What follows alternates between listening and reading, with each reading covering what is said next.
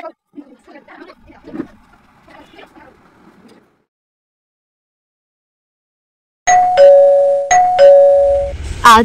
25শে বৈশাখ, কবিগুরু রবীন্দ্রনাথ ঠাকুরের জন্মদিন। প্রত্যেক বছর রবীন্দ্রনাথ ঠাকুরের জন্মদিন উপলক্ষে ছোট্ট করে একটা অনুষ্ঠান করত, সেটা এখনও আমি পালন করি, আর এবারও আমি সেটাই করব। তাই সকাল আর বিকালের পড়াটা ছুটি দিয়েছি, ওদেরকে নিয়েই একটা ছোট্ট অনুষ্ঠান করব। আর এদিকে দেখো, সকালবেলা তো পড়ানো নেই, মায়ের বাগানে এসেছিলাম, এসে দেখি এই সুন্দর গোলাপি রঙের জবাটা ফুটেছে।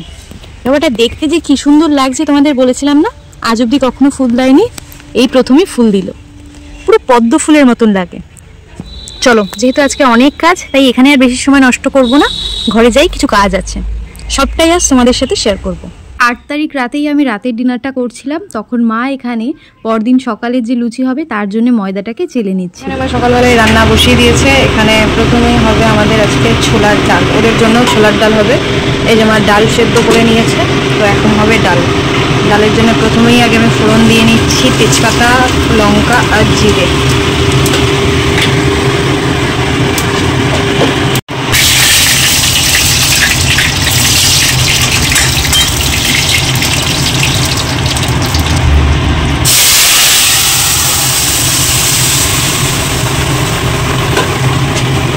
এদিকে আমার ডাল বসিয়ে দিয়েছে, আর তার সাথে সাথে এদিকে ময়দাও মাখা শুরু করে দিয়েছে। ভীষণই ব্যস্ততম একটা দিন। ওই যে মা ওখানে রান্না বসিয়ে দিয়েছে অলরেডি, ডাল, ছোলার ডাল রান্না হচ্ছে, সাথে মা ময়দা মাখছে। আর সব থেকে বড়ো ব্যাপার, আমাদের যে ছোট্ট করে অনুষ্ঠানটা হবে সেটা হবে আমাদের এই ডাইনিংয়ে। তো বুনুর একটা স্টুডেন্ট পড়তে এসছে, পড়া হয়ে গেছে, তাই বসে আছে ও। এটার মেন ব্যাপার হলো আমাদের এই ডাইনিংটা ফাঁকা করতে হবে। ফাঁকা করার জন্য এই ডাইনিং টেবিলটাকে সরাতে হবে, সাথে এই সোফাটাকেও আমাদের সরাতে হবে, এই ডাইনিংটা পুরো ক্লিন করতে হবে।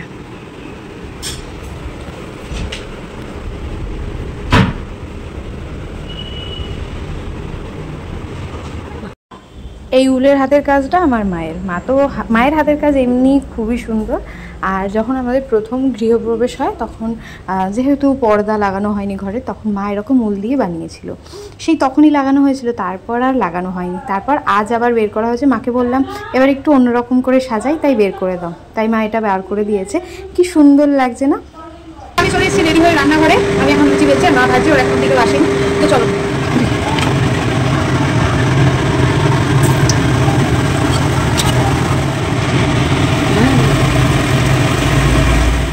একে একে কয়েকটা লুচি আমি ভেজে নিয়েছি, তারপর চলে এসেছি ঘরে। সকালবেলা কাকার একটু তাড়া ছিল, তাই মিষ্টি এনে দিয়েছে।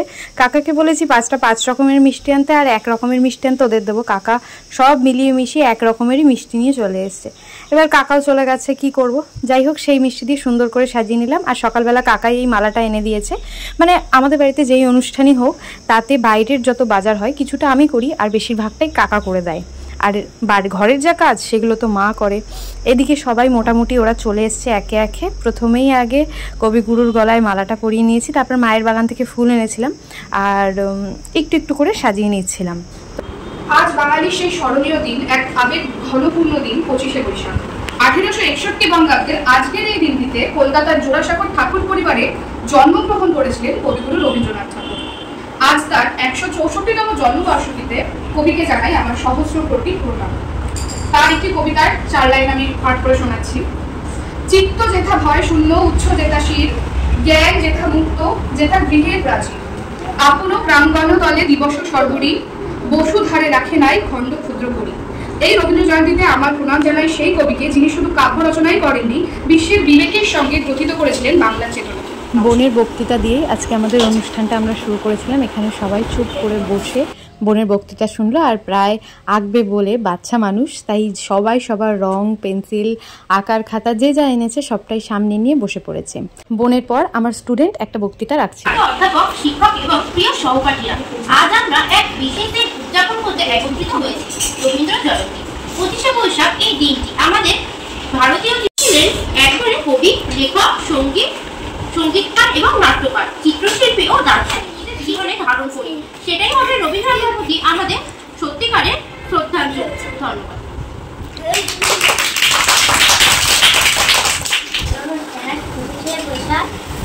আজ রবীন্দ্রনাথ ঠাকুরের জন্মদিন, তাই একটা রবীন্দ্রনাথ ঠাকুরের দেখার ছড়া করছি। আমরা চাষ করি আনন্দে, মাঠে মাঠে কাজে কাজে, সকাল থেকে সন্ধ্যে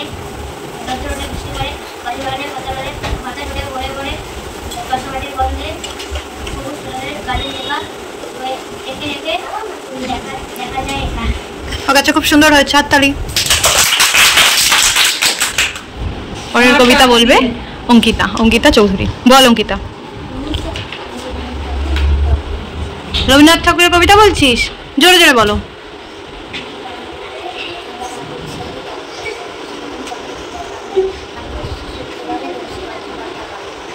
এইটুকুই? বাহ, বেশ ভালো, হাততালি। বোনের বক্তৃতার মধ্যে দিয়ে আমাদের অনুষ্ঠানটা আমরা শুরু করেছিলাম। তারপর আমার এক ছাত্রী ও 2-1 লাইন বলল আমাদের কবিগুরুর সম্পর্কে। তারপর 2 স্টুডেন্ট দুটো কবিতা বলল। শেষের ছাত্রী যে কবিতাটা বলল সেটা হয়তো তোমরা শুনতে পাওনি, ওর গলার স্বরটা এতটাই আসতে, তাও আমি যেটুকু পেরেছি সেটুকুই তোমাদের সাথে শেয়ার করেছি। দুজনের কবিতা বলার পর বাকিদের বলছি কবিতা বল, বলছে না আমি এখন বলবো না, আমি আগে ছবি আঁকবো। সবাই মানে পাগল হয়ে যাচ্ছে ছবি আঁকার জন্য, আর গরমটাও এতটা পরিমাণে বেড়েছিল যে কি বলবো। তাই বললাম ঠিক আছে চল তোরা আগে ছবিগুলো এঁকে নে, তারপর শেষে কবিতা হবে। এদিকে দেখো, ওদেরকে তো আঁকতে বসিয়ে দিয়েছি, বুনুকে বললাম তুই বস, আমার একটু কাজ ছিল তাই আমি উঠেছিলাম। প্রথমে মিষ্টি আর জল দেওয়া হয়েছিল, মাকে বললাম লুচি আর ছোলার ডাল যখন করেছো সেটাও দাও, কবিগুরুর সামনে দিই। তাই কবিগুরুর সামনেও সেটা দিলাম। তো চলো, অনেক তো বকবক করে সবাই আসছে, চলো সবার আঁকাগুলো তোমাদের সাথে একবার খুব তাড়াতাড়ি শেয়ার করে নিই ঝটপট। কি আঁকছিস রোহান? এটা একটা মেয়ে। তুমি কি আঁকছো স্বপ্ননীল? জানো না? সিনারি আঁকছিস। সঞ্জনা কি আঁকছিস? ঘর। দেখি কুশল কি আঁকলি? তুইও সিনারি? বাহ বাহ বাহ। সুমন সিনারি। আরমান কি সিনারি? কি এঁকেছিস তুই এগুলো? এগুলো কি? আপেল। এটা এটা আম। এটা পতাকা। এটা আর ওইটা? এটা লিখি, এটা হয়নি। এটা এখনো হয়নি। এটা কি এঁকেছো ওই ওপরে? ওটা কি? ওটা আমি? তুমি পিপিকে এঁকেছো? বাহ, খুব সুন্দর। মেয়ে কি আঁকছিস? আচ্ছা আঁকো। সোনালি? বাহ। আর গোপাল তোমার কি হয়েছে? হয়ে গেছে পতাকা আর মেঘ। অবন্তিকা তোমার? বাহ বাহ বাহ। আর অঙ্কিতার? পতাকা। আর শিবমের আঁকাটা একটু দেখি। কি আঁকছিস তুই? এটা সিনারি। আচ্ছা, সুন্দর করে আঁকো। এদিকে আমি প্রচুর পরিমাণে ঘামিয়ে গেছি, মানে ফ্যানটা বন্ধ করার কারণে অবস্থা পুরো খারাপ, সবারই অবস্থা খারাপ। তো চলো সবটাই তোমাদের সাথে শেয়ার করি, শেষ অবধি সবাই দেখো ভিডিওটা, দেখে জানিও তোমাদের কেমন লাগবে। আসলে ওই যে মোমবাতি জ্বলছে নিচে, ওই মোমবাতি জ্বলার কারণে ফ্যানগুলো বন্ধ রাখা হয়েছে, এখন ফ্যানগুলো চালিয়ে দেওয়া হবে। আচ্ছা আচ্ছা, তোমাদের সাথে এখানে একটা জিনিস শেয়ার করি। এই যে ব্লাউজটা মেহেক আমাকে জন্মদিনে শেয়ার দিয়েছিল, অনেকবার বলেছে পড়ার জন্য, আমার কোনো মানে কিছুই পাচ্ছিলাম না পড়ার জন্য, বাট এটা মনে হলো উপযুক্ত সময় পড়ার, তাই আজকেই পড়েছি। ওই যে মেহেক আমাকে দিয়েছিল। কি হয়েছে, ভালো লাগছে না? আঁকো আঁকো, সুন্দর করে আঁকো, সবাই আঁকো, তাড়াতাড়ি আঁকো। রোহান একটা মেয়ে আঁকছে। বাবাকে তাহলে কি আমি কে? কাকে আঁকবি নাকি নীলদাকে? নীলদাকে আঁকবি? তাহলে ওই দামটাকে, তাহলে একটা আম আঁক। আম এটা আমি গেছি হলুদ আম। তাহলে একটা গাছ আঁক এবার, এখানে একটা সুন্দর করে গাছ আঁকো। গাছ তুমি আঁকতে পারো, আমি এঁকে দেবো, তুমি রং করবে? হাতটা ধরো, এখানটাকে চেপে ধরো, আমাকে পেন্সিল দাও, আমি একটা গাছ এঁকে দিই, তুমি রং করবে। আমি যে খুব সুন্দর আঁকতে পারি তাও বলবো না, আবার যে খুব খারাপ আঁকি সেটাও আমার মনে হয় না। যাই হোক, এদিকে উল্টো ধরে আঁকছিলাম তাই হয়তো আঁকাটা একটু গন্ডগোল হতে পারে। তো ওকে বলছিলাম আম আঁক, এটা আঁক, ওটা আঁক, বাবাকে আঁক বা ওই দাদাটাকে আঁক। ও কিছুই আঁকবে না, কিছুই পারছে না। তারপর বললাম গাছ এঁকে দেবো, ওকে বললাম গাছ আঁকার জন্য, ও বলছে আমি গাছ আঁকতে পাই না। তাই আমি একটু ছোট্ট করে গাছ এঁকে দিলাম, সেটাকে ওকে বললাম রং করতে। এই যে রংটা করেছো, এই রংটা এখানটায় হবে, করো। বাংলায় লেখো গোপাল দাস, হ্যাঁ এখানে করো, রংটা এখানে রাখো। রংটা আমি রঙের বক্সটা নিয়ে আসো, এদিকে নিয়ে আসো, এখানে রাখো, এদিকে নিয়ে আসো রঙের বক্স, না এখানে রাখো, নাও করো করো।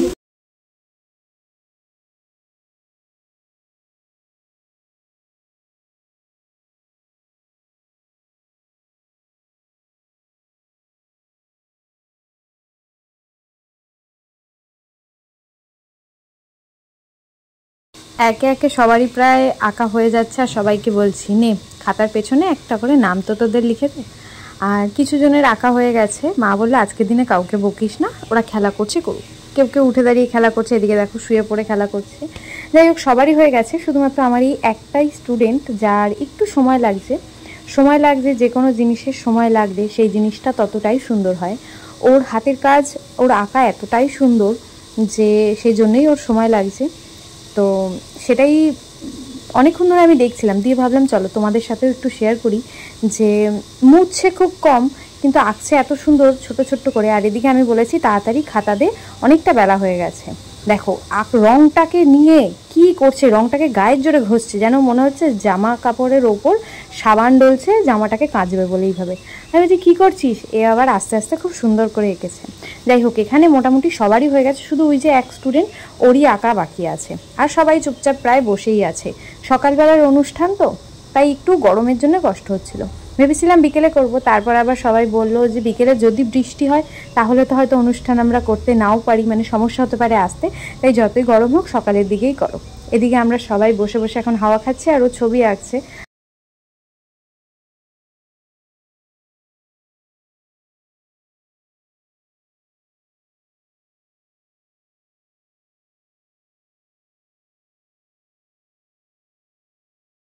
বড় ছাত্রছাত্রীর থেকে ছোট ছাত্রছাত্রীর সংখ্যা একটু বেশি, সবাই যেহেতু ভীষণই ছোট, তাই প্রথমে ভেবেছিলাম আলুর দম করব, কিন্তু ওটা ভীষণ ঝাল হতে পারে, সেজন্য মাকে বললাম থাক আলুর দম আর করতে হবে না, তুমি লুচির সাথে ছোলার ডালটাই করো। আর যদি ভাতের ব্যবস্থা করতাম তাহলে খুবই খারাপ অবস্থা, তো কেউ ভাত খেতে পারতো না, সেটাকে ছড়িয়ে ফেলতো, তাই মা বললো তুই লুচি আর ছোলার ডাল কর। আর কথা অনুযায়ী কাজ সেটাই করে নিলাম। এখানে একে একে বুনু সবাইকে দিতে শুরু করেছে, একদিক থেকে দিয়েছে আর একদিকে দিচ্ছে।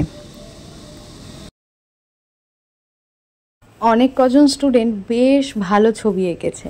আমি না বুঝেই উঠতে পারছিলাম না যে কাকে প্রথমে রাখি আর কাকে দ্বিতীয় রাখি।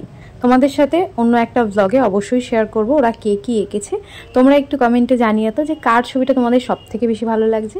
এদিকে সবাই হাতে করেই খাচ্ছে, আর এই একমাত্র স্টুডেন্ট ও সবার থেকে একটু বেশিই ছোট, ও শুধু শুধু লুচিটা খেয়ে যাচ্ছে। তাই আমি বললাম দাঁড়া তরকারি দিয়ে খাই দে। আর খাওয়ার পর দেখো মুখটা কী করলো।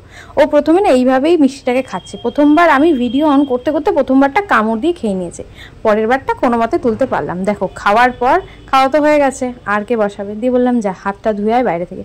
এদিকে মানে উল্টে ফুলটে যাচ্ছে, কয়েকজনের হয়েছে কয়েকজনের খাওয়া হয়নি। দেখো খেয়ে ঠেয়ে মুখের অবস্থা ভীষণ খারাপ করে ফেলেছে।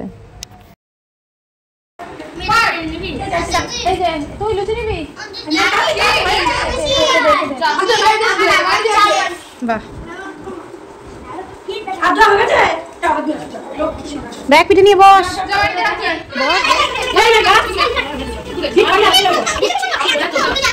আমাদের ব্যাপারটা হলো চিটের মধ্যে কোয়েশ্চেন লেখা আছে, একজন একজন করে পরপর তুলবে, তার চিটের উত্তর সে নিজেই দেবে, না দিতে পারলে যে দেবে সে জিতে যাবে।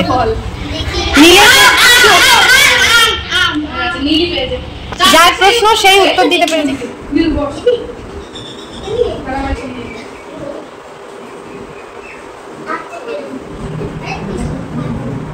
ওদের সবাইকে বলা হয়েছিল লাল সাদা জামা পরে আসা, তো এখানে দুটো বাচ্চাই, ওরা পাশাপাশি বাড়ি, দুজনেই লাল পরে এসছে। এবার ওই যে সাইডে যে রয়েছে গোপাল, ওর প্রশ্ন উঠেছে যে তোমার দেশের নাম কি। ও অনেকক্ষণ ধরে ভাবছে, আর এদিকে বসেছে অনন্ত, ও বলছে ইন আর ও বলছে ইন্ডিয়া। তো একজন অর্ধেক দিয়েছে আর একজন গোটা দিয়েছে। তো তারপর আমরা বললাম যে না, যে গোটা উত্তরটা বলতে পেরেছে, যে ইন্ডিয়া বলেছে সেইভাবে আমার দিকে তাকিয়ে আছে। আমি বলতে বলা হলো না, যাই হয়ে গেছে। প্রথমে তো হলো আঁকা, তারপর হলো খাওয়া দাওয়া, এখন একটুখানি কুইজ হচ্ছে, কিছু জেনারেল নলেজের কোয়েশ্চেন ওদের ধরা হচ্ছে, যেমন রবীন্দ্রনাথ ঠাকুরের মায়ের নাম কি, রবীন্দ্রনাথ ঠাকুর কোন সালে জন্মগ্রহণ করে, আমাদের প্রধানমন্ত্রীর নাম কি, কয়েকটি দেশের নাম, এইরকম কিছু কোয়েশ্চেন ওদের করা হচ্ছে। তো এখানে কিছু জন ভুল ভুল উত্তর দিচ্ছে। এই হোক, বেশ চলছে সুন্দর। আঁকা হলো, মনের মতন খেলা হলো, আর খাওয়া দাওয়া হয়ে গেছে। এখন মাথার উপর চলছে ফ্যান, তাই শুয়ে পড়ে বলছে পিপি আমার মাকে ফোন করো না, আমাকে নিতে আসুক। মাথাটা ভেঙে গেছে, বাবা ভেরি গুড। এদিকে চলছে আমাদের ঘরে রবীন্দ্র জয়ন্তী, আর এদিকে এই যে চার শালিক এসে খাবারের জন্য চিচি করেই যাচ্ছে। দাঁড়াও দাঁড়াও, তোমাদেরকে আমরা লুচি দিচ্ছি, দাঁড়াও।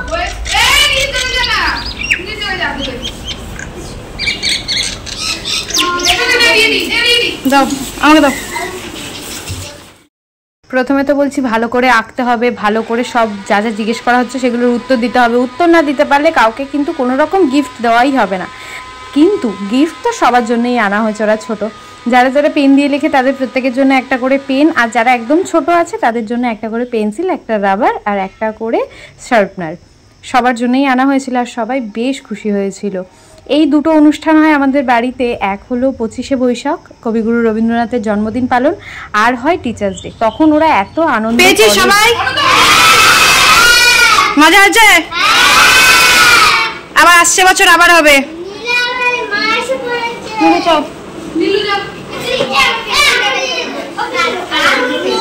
হ্যাঁ দিচ্ছি, যাও যাও যাও। হ্যাঁ দিচ্ছি দিচ্ছি, দাঁড়াও। আগের দিন স্টুডেন্ট এটা নিয়ে এসেছিল খেলা করতে করতে, এটা ওকে ফেরত দেবো। কি ও বল ঘরে দাঁড়া। আমাদের প্রোগ্রাম কমপ্লিট।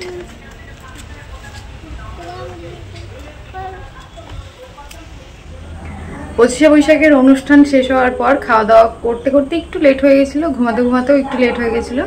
এখন ঘড়িতে বাজে 6:30, 6:30 প্রায় পুরো 6:30 বাজেনি।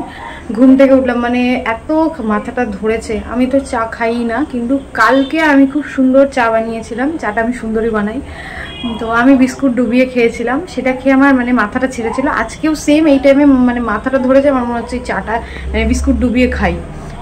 তো সেই জন্য আমি চলে এসেছি চা করতে। ওই যে চা হচ্ছে, তো চলো।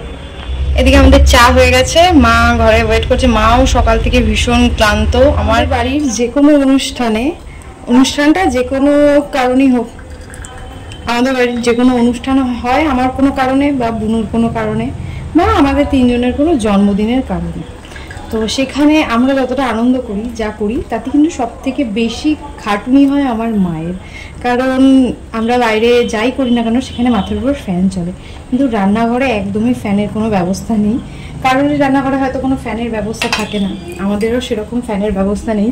তাও জানলা দিয়ে হাওয়া ঢোকে, কিন্তু সারাদিন রান্নাঘরে থেকে রান্না করা সবটা করা সেটা অনেকটাই চাপেতে আমার মায়ের ভীষণ কষ্ট হয়ে যায়।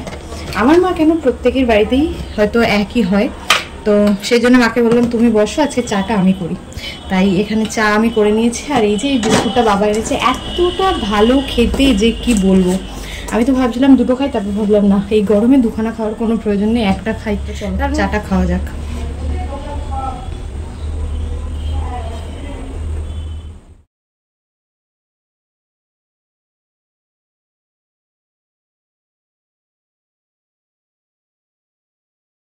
তো চা খাওয়ার পর একটু বসেছিলাম, তখন এসেছিল ফ্রেন্ড, তারপর অনেকটা গল্প করেছি, তাই আর ভিডিও করা হয়নি। আর মা বললো ওর জন্য একটুখানি খাবার তৈরি কর, তাই ওর জন্য একটু খাবার তৈরি করলাম। চলো ওকে দিই। তো আজকের এই সারাদিনের ব্লগটা তোমাদের কেমন লাগলো অবশ্যই একটা কমেন্টে জানিয়ে যেও। ভালো লাগলে একটা লাইক করো, আর চ্যানেলে নতুন হলে অবশ্যই চ্যানেলটা সাবস্ক্রাইব করে নিও। নেক্সট ভিডিও খুব তাড়াতাড়ি দেখা হবে। ভালো থেকো, সুস্থ থেকো। Thanks for watching.